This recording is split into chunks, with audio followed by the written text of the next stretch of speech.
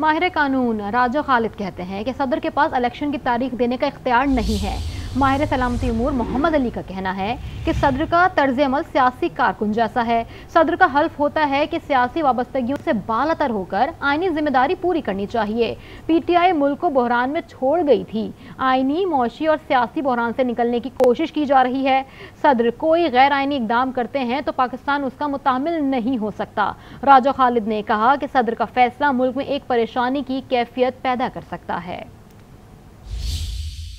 बुनियादी बात इस चीज के अंदर ये है कि क्या वो इलेक्शन की डेट दे सकते हैं।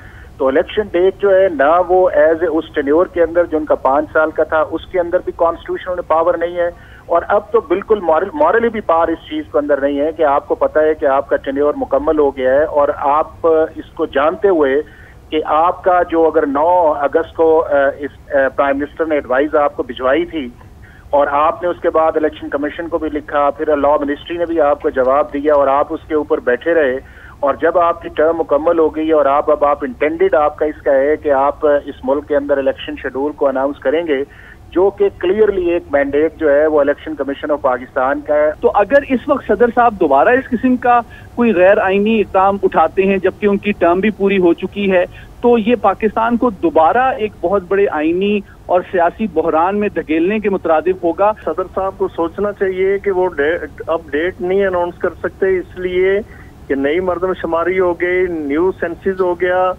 और जब न्यू सेंसिस हो जाए, नया डेटा सामने आ जाए, तो फिर उसके बाद डिलिमिटेशन होती है और उसके जितने प्रोसेस हैं वो मुकम्मल करने के बाद इलेक्शंस होते हैं, जो कि इलेक्शन कमीशन को डेफिनेटली टाइम चाहिए।